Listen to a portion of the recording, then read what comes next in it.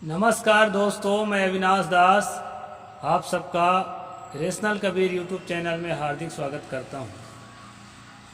साथियों, आज का यह पावन पर्व 14 अप्रैल हर बहुजन के लिए बहुत ही मंगलमय है। बाबा डॉक्टर भीमराव अंबेडकर की जयंती की मैं आप सबको हार्दिक शुभकामनाएं देता हूं। जय भीम, जय जोहार, साहेब बंदगी, नमो बुद्धाय। साथियों, आज का यह दिन संघर्षों को याद करने का दिन है। हमारे पूर्वजों की यातनाओं को याद करने का दिन है। यह सबको मालूम है कि डॉक्टर बाबा साहेब अम्बेडकर को विद्यालय में पढ़ने के लिए बच्चों के साथ एक साथ बैठाया नहीं जाता था। दिन दिन भर कभी प्यासा रह जाते थे, अपने से निकाल कर पानी नहीं पीने दिया जाता था।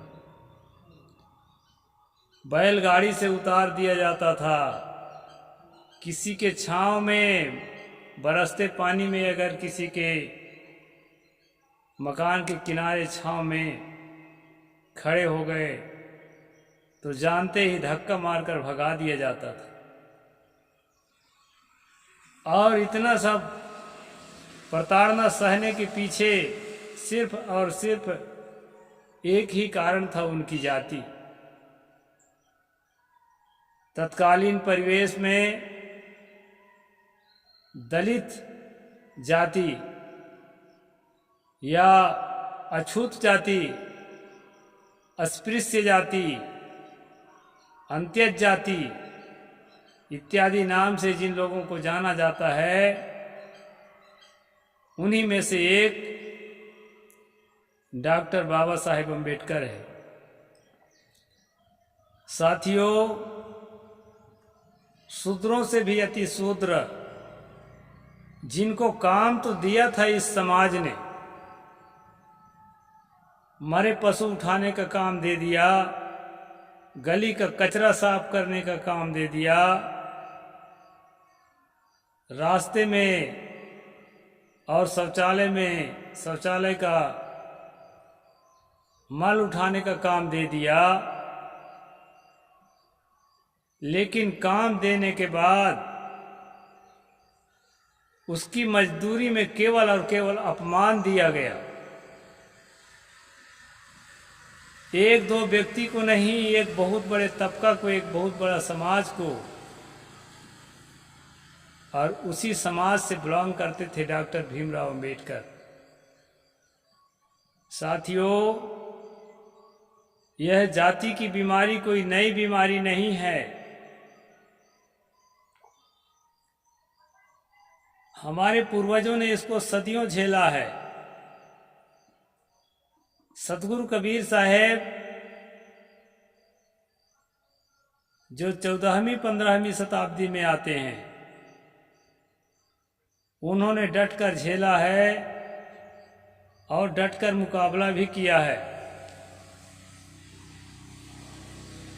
इस गंदी नीति के खिलाफ पहली आवाज सतगुरु कबीर साहेब ने उठाई थी।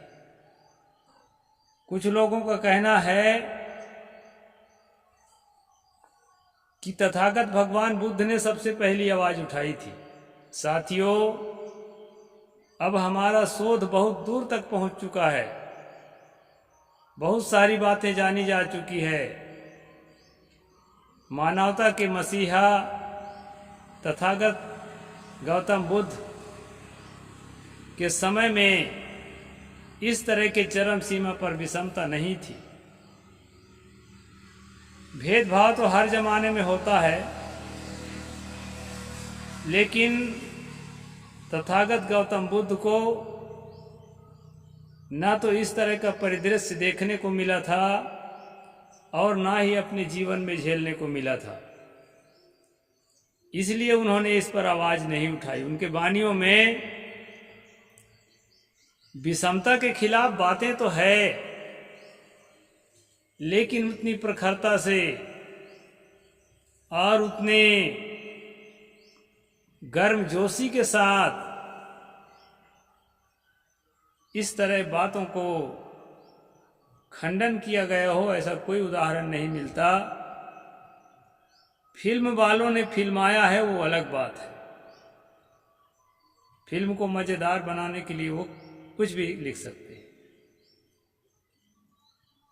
उनकी मानवीय संवेदना को इनकार नहीं किया जा सकता है। भगवान बुद्ध मानव को एक जैसे समझते थे। हर दिशा में हर व्यक्ति को हर अच्छे कामों में अपने रुचि के अनुसार और अपने पुरुषार्थ क्षमता के अनुसार विकसित होने के लिए रास्ता खुला होना चाहिए। इसका तथागत भगवान गौतम बुद्ध प्रबल समर्थक थे। लेकिन साथियों, उन्होंने छुआछूत के जो जहरीला वातावरण है उसको ना तो अपने जीवन में देखा था और ना उस परिदृश्य को अपने आंखों के सामने देखा था, क्योंकि उतना जटिल उस जमाने में नहीं था। कई हमारे शोधकर्ता चैनल इस बात को तो इस ढंग से भी पेश करते हैं कि ब्राह्मण उस समय थे ही नहीं, ये सब बाद में आए हैं। जहाँ ब्राह्मण ही नहीं तो ब्राह्मण बात कहाँ से हो जाएगा? बीमारी ही नहीं तो उसके इलाज कहाँ से हो जाएगा? फिर ब्राह्मण बाद ही नहीं है तो उसके इलाज के लिए आवाज़ उठाने की ज़रूरत कहाँ से हो जाएगी? इसलिए साथियों, मेरा विश्वास है कि विषमता के खिलाफ भारत का पहला व्यक्तित्व या भारत की पहली आवाज़ यदि कोई है तो वो सतगुरु कबीर साहब है। डॉक्टर बाबा साहेब अम्बेडकर ने जब बुद्धिज्म को अपना लिया कबीर पंथ को छोड़कर, क्योंकि कबीर पंथियों को आजकल जो हिंदू धर्म कहते हैं, वैदिक धर्म कहते हैं, उसी की एक शाखा मानी जाती थी। और जो है कबीर पंथियों को अछूतपन का सामना करना पड़ता था। खासकर जो एससी वर्ग के आज कहलाते हैं, जो अस्पृश्य वर्ग के थे, कबीर पंथ में भी वर्गीकरण था बाबा साहेब के ज़माने में। साथियों, जिसको हम पारक सिद्धांत कहते हैं, सबसे निखरा हुआ विचार है, उस पारक सिद्धांत के अंदर भी बाबा साहेब के जीवन काल में गृहस्थों को तो छोड़ दीजिए, महात्मा भी अलग अलग जातियों के अलग अलग लाइन में बैठ कर के भोजन करते थे। ये दुर्दशा उन्होंने अपने आंखों से देखा था। इसलिए जो है वो बुद्धिस्ट होने के लिए विवश थे और इसीलिए उन्होंने संकल्प किया कि मैं बुद्धिस्ट हो जाऊंगा। हिंदू धर्म सुधार की गुंजाइश इसमें नहीं है, इसको सुधारा नहीं जा सकता है। और उन्होंने बुद्धिज्म को स्वीकार कर लिया। बुद्धिज्म एक ऐसा रिलीजन है कि उसमें मानव के बीच में भेदभाव नहीं होता है। बहुत बढ़िया रिलीजन है। लेकिन साथियों, कबीरपंथी उसको स्वीकार नहीं करते। उसका कारण ये है कि सदियों से कबीरपंथ की परंपरा में जीव हत्या और मांसाहार बिल्कुल भी नहीं है।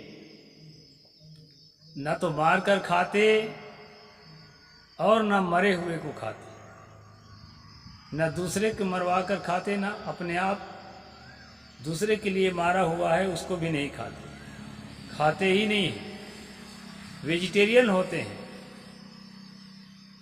तो साथियों, चाहे उनको नीच कह करके, अछूत कह करके भले ही प्रताड़ना झेलनी पड़ती रही हो, लेकिन कबीर पंथ की परंपरा पूरी तरह से बुद्धिज्म को नहीं स्वीकार करी। कुछ लोग तो गए, लेकिन कुछ लोग अभी हैं, उन्हीं में से मैं स्वयं भी हूँ। जन्म से लेकर अपने बुढ़ापे तक, मरने के कुछ महीने पहले तक डॉक्टर बाबा साहेब अम्बेडकर कबीरपंथी रहे। तो साथियों, कबीरपंथ से अलग होने के बाद भी कबीरपंथियों की श्रद्धा बाबा साहेब के प्रति कम नहीं हुई है। कारण कि उनके नाम के साथ जो साहेब जुड़ा हुआ है वो कबीर पंथ का ही शब्द है। बुद्धिज्म में अपने किसी भी महामानव के नाम के साथ साहेब जोड़ने की परंपरा आज भी नहीं है। जैसे हम लोगों को साहेब कहकर पुकारा जाता है, जो भी रिलीजियस काम करते हैं, रिलीजन से संबंधित जो भी लीडरशिप करते हैं, ये संत महात्मा होते हैं या विद्वान पुरुष होते हैं, जो नहीं भी संत महात्मा हैं, उनको कबीर पंथ में साहेब कहकर पुकारा जाता है, सम्मान दिया जाता है। तो डॉक्टर बाबा साहेब अम्बेडकर के नाम में जो साहेब जुड़ा है वो कबीर पंथ का ही शब्द है। अब तो कई लोग प्रयोग करने लगे हैं, लेकिन प्राचीन काल में आप देखेंगे तो कबीर पंथ के अलावा और किसी भी पंथ में साहेब कहने का परंपरा प्रचलन नहीं थी। तो तमाम यातनाओं को झेलने के बाद, जीवन के तमाम संघर्षों से गुजरने के बाद बाबा साहेब ने हिम्मत नहीं हारी, जिसका परिणाम है कि आज हम लोग सोशल मीडिया के माध्यम से, मंचों के माध्यम से खुल करके अपनी बात रखते हैं, अपने लोगों को जगाते हैं, उनके उत्थान के रास्ता खोलते हैं, शिक्षा के लिए, व्यवसाय के लिए और अन्य तरह के जॉब्स के लिए उनको योग्य बनाने के प्रयास करते हैं। ये बाबा साहेब की दी हुई शक्ति का प्रयोग है। सामंतवाद के खिलाफ हम लड़ सकते हैं, जातिवाद के खिलाफ हम लड़ सकते हैं। साथियों, अभी मैं 3 दिन बाद आया हूँ। देर से इसलिए मैं वीडियो बना रहा हूँ कि अभी गाड़ी से उतरा हूँ। अभी थोड़ी देर से भोजन वगैरह लूँगा। मेरे दिल में था कि कब मैं गाड़ी से उतरूं और बाबा साहेब की जयंती की बधाई अपने साथियों को दूं। और वहाँ भी मैं गया था तो अपने कर्तव्यों के निर्वहन में ही गया था। साथियों, अभी मैं तत्काल की घटना बता रहा हूँ। जिस जगह से मैं आ रहा हूँ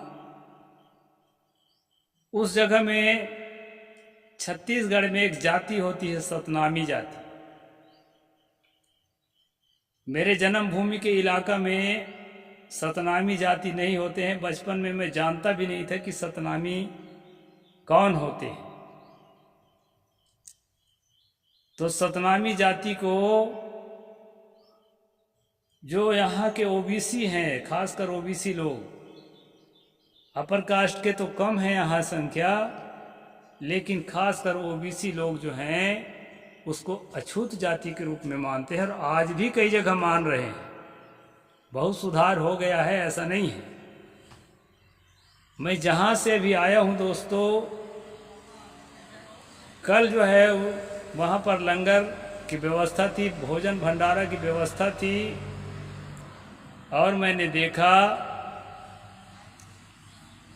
कि वहाँ सतनामी के अलावा दूसरा कोई नहीं आया भंडारे में। न साहू आए, न सिन्हा आए, न यादव आए, मैं बहुत लोगों से जाति पूछता रहा तो टोटल सतनामी थी, जबकि सतनामियों का मंच नहीं था, मंच कबीर पंथ का था। और सबसे ज़्यादा कबीर पंथ में ओबीसी समुदाय है।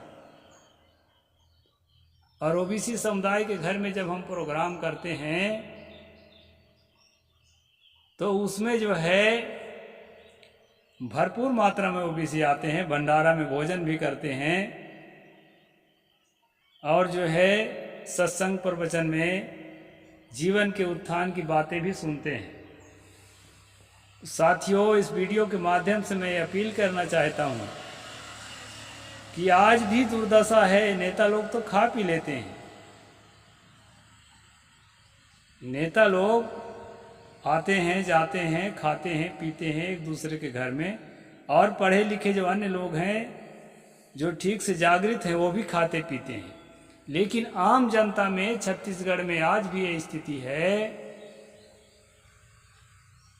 कि दलितों की सभा में जाकर के खाने से हिचकते हैं। बहुत कम लोग आते हैं, वो दलित ही उसमें आएगा। और हमारा अभियान है कि सब कोई आए और सब कोई एक जगह बैठ के खाए, पवित्रता के साथ, स्वच्छता के साथ, सफाई शुद्धता का अच्छा ध्यान रखें।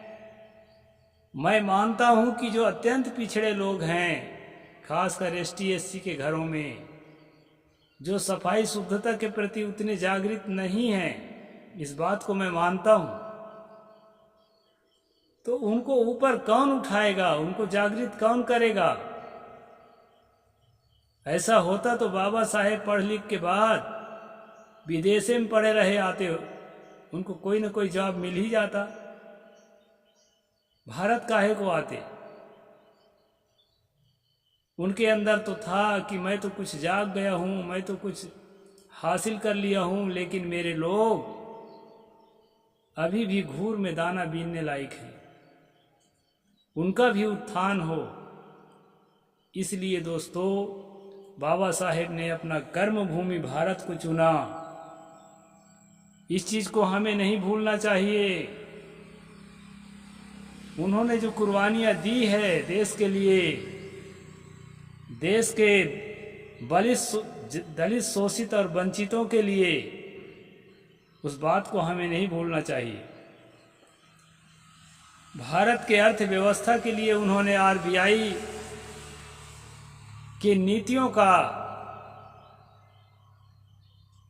उनका मतलब प्रतिपादन किया। आरबीआई जो भारतीय रिजर्व बैंक है, बाबा साहेब के द्वारा बनाए गए नीतियों पर आधारित है। बाबा साहेब के बनाए गए संविधान पर आधारित पूरे देश की व्यवस्था है।